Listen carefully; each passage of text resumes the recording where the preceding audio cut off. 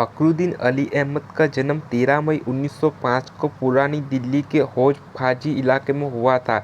इनके पिता का नाम कर्नल जन्नूर अली अहमद और दादा का नाम खलीलुद्दीन अहमद था। फखरुद्दीन अली अहमद के दादा गोलाघाट शहर के निकट कदरी घाट के निवासी थे, जो असम के शिवसागर में स्थित था। इनके दादा का निकाह उस परिवार में हुआ था जिसने औरंगजेब द्वारा असम विजय के बाद औरंगजेब के प्रतिनिधि के रूप में असम पर शासन किया था।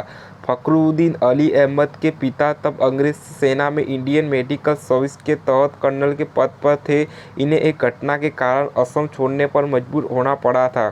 एक दिन फखरुद्दीन अली अहमद के पिता कर्नल जन्नरूल अपने साथियों तथा कर्नल सिमरन बोरा के साथ शिलांग क्लब के एक समारोह में यूरोपियन अतिथियों से अलग स्थान पर बैठे हुए थे। तभी दो असमी कर्नलों ने समारोह का यह कहते हुए बहिष्कार कर दिया कि उन्हें समारोह में फुदूक रखा गया है। इससे समारोह में व्याख्यान पड़ा और कुछ कुपित यूरोपियन अधिकारियों ने कर्नल जन्नरूल अली अहमद का स्थानांतरण उत्तर पश्चिमी इलाके में कर दिया। स्थानांतरण के बाद जलालुद्दीन अली अहमद को लोहारी के नवाब के करीब आने का मौका प्राप्त हुआ। जब यह दिल्ली में थे, उस परिचय के बाद नवाब जियाउद्दीन अहमद के साथ कर्नल जन्नरूल अली अहमद की निकटता काफ़ी बढ़ गई।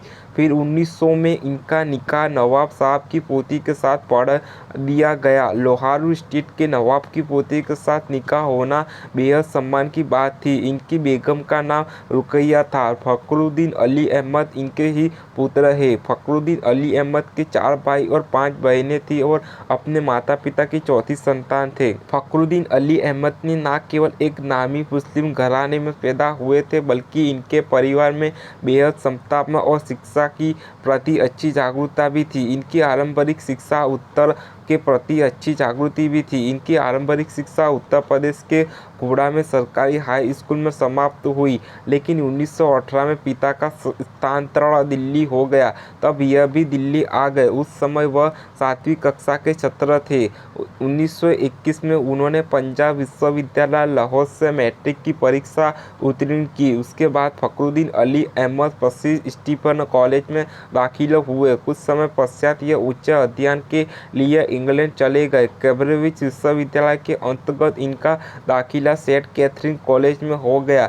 1927 में फखरुद्दीन अली अहमद ने स्नातक स्तर की शिक्षा तथा 1928 में विधि की शिक्षा समाप्त कर ली। विधि की डिग्री लेने के बाद यह भारत लौट आए और पंजाब हाई कोर्ट में वकील के तौर पर नामांकित हुए।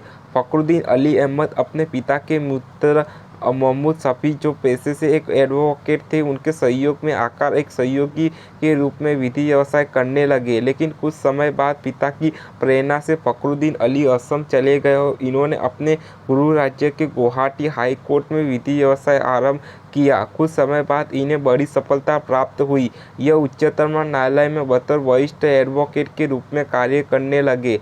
फखरुद्दीन अली के पिता कर्नल जन्नरूल अली अहमद एक राष्ट्रवादी शख्स थे, लेकिन स्वयं फखरुद्दीन अली ने उनसे एक कदम आगे रहते हुए 1931 में अखिल भारतीय कांग्रेस पार्टी की प्राथमिकता सदस्यता प्राप्त कर ली। 1937 में यह असम लेजिस्लेटिव असेंबली में सुरक्षित मुस्लिम सीट से निर्वाचित हुए, लेकिन तब वह एक स्वतंत्र उम्मीदवार की हैसियत से असेंबली में पहुंचे थे।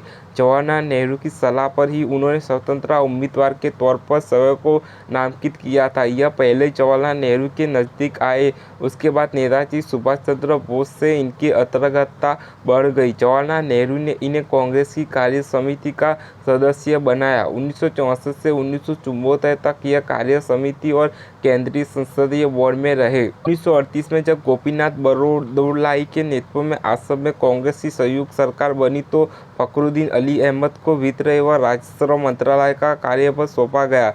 वित्त और राजस्व विभाग का दायित्व संभालते हुए इन्होंने विशिष्ट एवं उल्लेखनीय सफलता प्राप्त की तथा राज्य की वित्तीय स्थिति में अपेक्षित सुधार किया।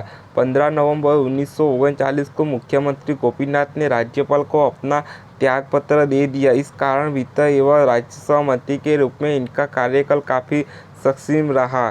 महात्मा गांधी के नेतृत्व में जब सत्याग्रह आंदोलन शुरू हुआ तो फखरुद्दीन अली अहमद ने भी उसमें भाग लिया। इस कारण अंग्रेज सरकार ने इन्हें 13 अप्रैल 1940 को गिरफ्तार करके 1 वर्ष के लिए जेल में डाल दिया। रिहा होने के कुछ समय पश्चात इन्हें सुरक्षा कारणों से पुनः गिरफ्तार कर लिया गया।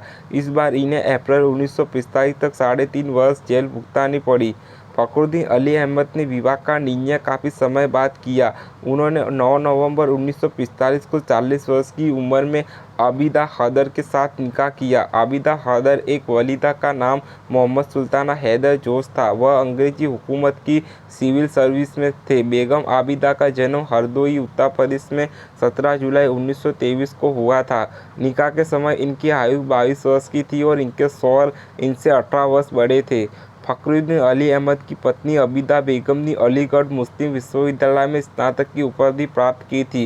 देर से विवाह होने के बावजूद इनका दाम्पत्य जीवन सफल रहा और इन्हें 3 संतानों की प्राप्ति हुई। प्रथम संतान के रूप में इन्हें पुत्र प्राप्त हुआ जिसका नाम परवेज अहमद रखा गया। दूसरी संतान पुत्री थी जिसका नाम समीना रखा गया और सबसे छोटी संतान के रूप में पुत्र का नाम दूरज अहमद रखा गया।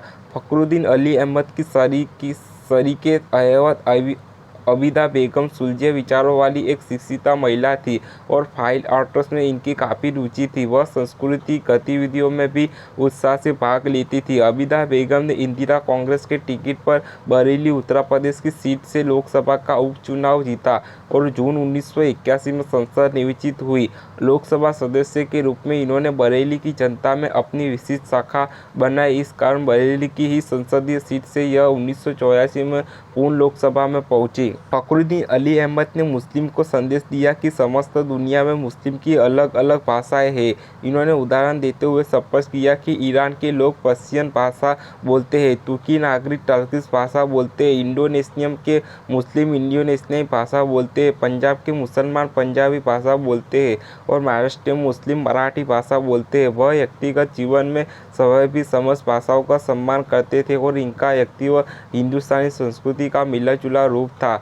11 फरवरी 1947 को गोपीनाथ बरदुल्लाई के नेतृत्व में असम में कांग्रेस की सरकार बनी, लेकिन इस बार के चुनाव में फखरुद्दीन अली अहमद हार गए, परंतु कांग्रेस के अनुरोध पर उन्होंने असम के एडवोकेट जनरल का पदभार संभाला और 1952 तक इस पद पर बने रहे। 1952 में इन्हें राज्यसभा की सदस्य प्राप्त हुई।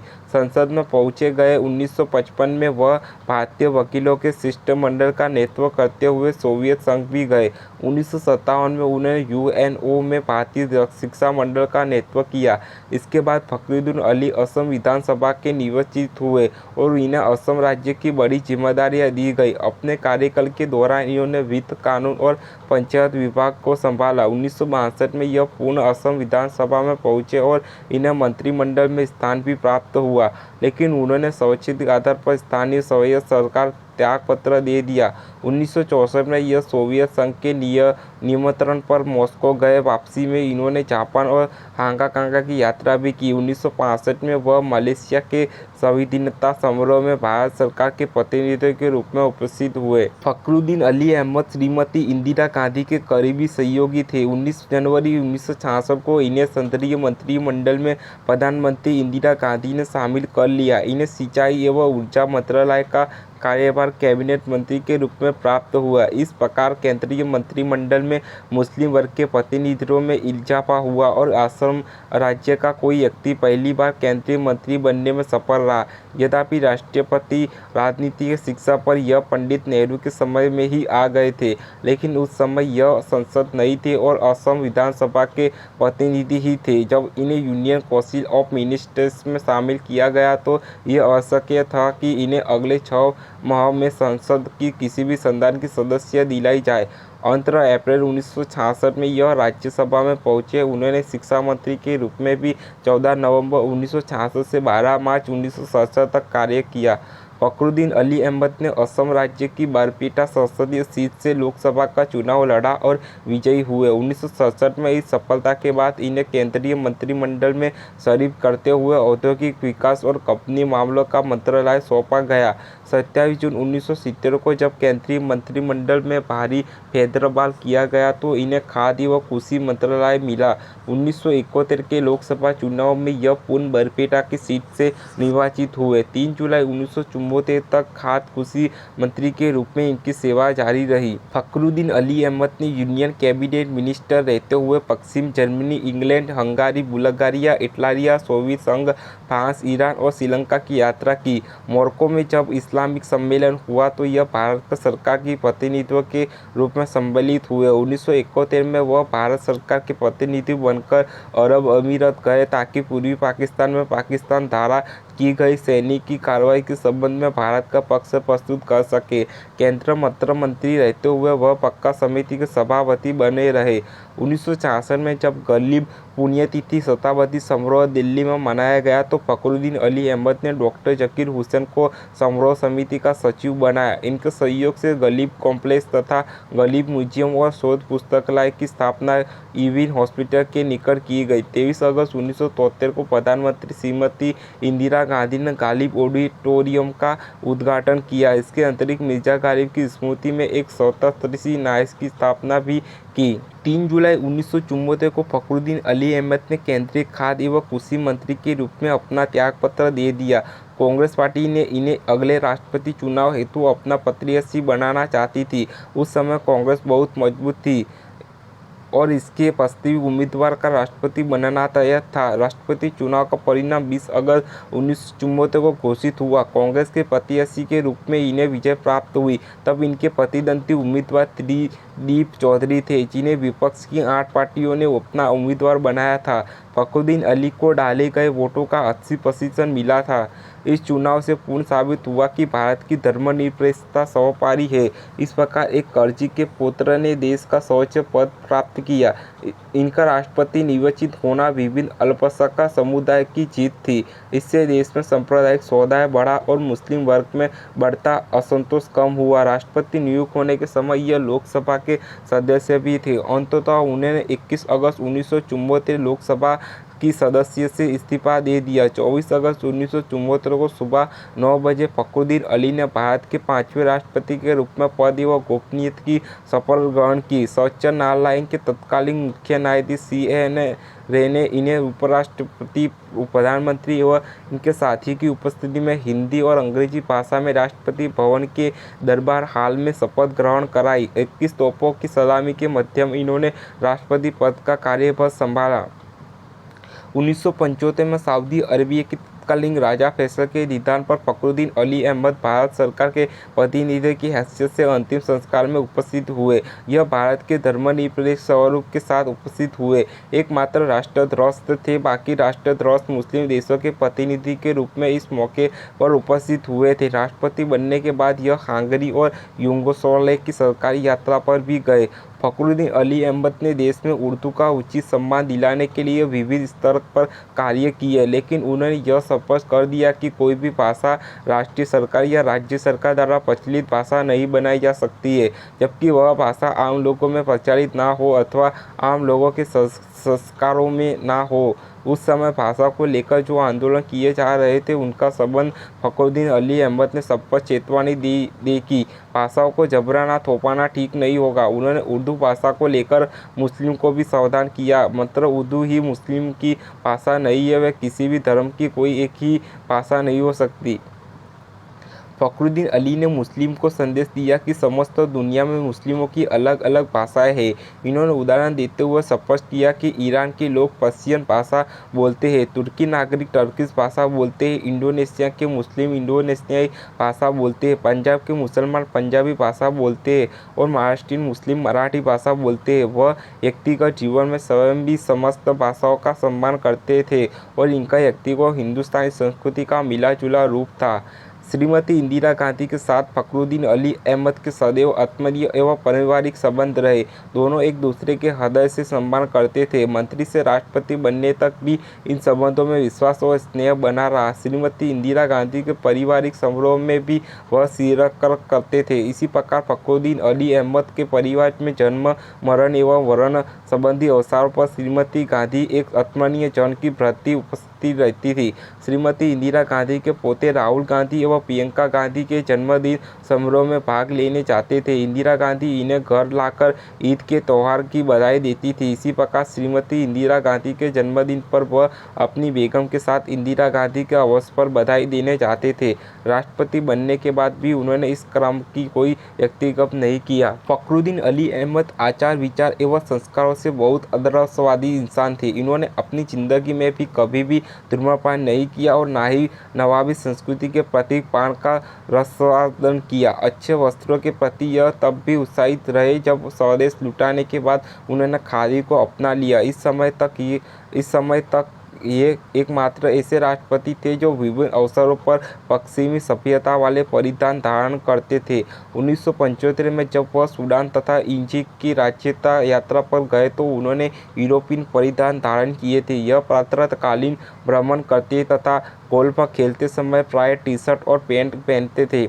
फखरुद्दीन अली अहमद को बचपन से ही खेल-कूद में काफ़ी रुचि थी। स्कूल एवं कॉलेज स्तर पर उन्होंने हॉकी तथा फुटबॉल में प्रतिनिधित्व किया। इसके अलावा इन्हें टेनिस, गोल्फ और शिकार की भी रुचि थी। यह असम फुटबॉल संघ और असम क्रिकेट संघ के भी अध्यक्ष रहे। फखरुद्दीन अली अहमद असम स्पोर्ट काउंसिल के उपाध्यक्ष भी रहे। एशियन लॉन टेनिस संघ के साथ इनका संबंध बाद में भी बना रहा। कलकत्ता में इनकी रुचि बिजरा खेल में भी पैदा हुई। 6 फरवरी 1977 को फखरुद्दीन अली अहमद मलेशिया, फिलीपींस और बर्मा की राजकीय यात्रा पर गए, लेकिन इंडोनेशिया पहुंचने के बाद यह खराब स्वास्थ्य के कारण बर्मा को और फिलीपींस की यात्रा स्थगित करके 10 फरवरी 1977 को भारत लौट आए। 11 फरवरी 1977 की सुबह बाथरूम में हृदयाघात का दौरा पड़ने के कारण वह फर्श पर गिर पड़े। 8:52 पर इनका निधन हो गया। इनकी मृत्यु के समय 2 छोटी बहनें तथा पत्नी आबिदा बेगम ही इनके निकट थे। भाई, पुत्र, बेटी तथा अन्य लोग तब देश के बाहर थे, लेकिन इनकी मृत्यु के बाद वे भारत पहुंच गए। श्रीमती इंदिरा गांधी ने फखरुद्दीन अली अहमद के दफनाए जाने के स्थान की व्यवस्था में पूर्ण सहयोग प्रदान किया। इन्हें संसद मार्ग पर स्थित ग्रीन डोम जामा मस्जिद में राष्ट्रीय सम्मान के साथ दफनाया गया। 13 फरवरी 1977 को शाम 4:30 बजे इनका पूर्ण मुस्लिम रीति रिवाजों के साथ अंतिम संस्कार किया गया। इस स्थान पर फखरुद्दीन अली नमाज अदा करने भी आते थे और यहाँ से इनका रूहानी लगाव भी था। यह सहयोग ही था कि इनका निधन 11 फरवरी 1977 को शुक्रवार के दिन हुआ। इनके अंतिम संस्कार में कई विदेशी हस्तियों ने शिरकत की, जिनमें जिमी कार्टर की माता लिलियाना कार्टर एवं पुत्र चिप कार्टर भी थे। भारत सरकार ने फखरुद्दीन अली अहमद के निधन की अधिसूचना काली पट्टी वाले गजट में प्रकाशित की। इस प्रकार एक राष्ट्रवादी व्यक्ति का अंत हुआ। 40 वर्षों से देश सेवा के कार्य में समर्पित था। पूर्व राष्ट्रपति स्वर्गीय जाकिर हुसैन के साथ फखरुद्दीन अली अहमद की गहरी मित्रता थी। दोनों ही भारत के राष्ट्रपति पद पर पहुंचे थे। यह सहयोग ही था कि दोनों की मृत्यु राष्ट्रपति भवन के स्नानगृह फिसलने के बाद हुई और दोनों की मृत्यु का कारण हृदयाघात रहा। राष्ट्रपति फखरुद्दीन अली अहमद की स्मृति को स्वस्थ रखने के उद्देश्य से भारत सरकार ने इनके चित्र से युक्त डाक टिकट जारी किया। बेशक इंसान सदैव के लिए संसार में नहीं रहता और एक दिन उसे शरीर त्यागना ही होता है। यद्यपि फखरुद्दीन अली अहमद जैसे राष्ट्रभक्त कभी भी विस्मृत नहीं किए जा सकते। इनका नाम भारत के सच्चे सपूत के रूप में सदैव याद किया जाता रहेगा। यह भारत की धर्मनिरपेक्ष नीति, ज्वलता और अनुकरणीय व्यक्ति के कारण भी हमेशा याद किए जाएंगे।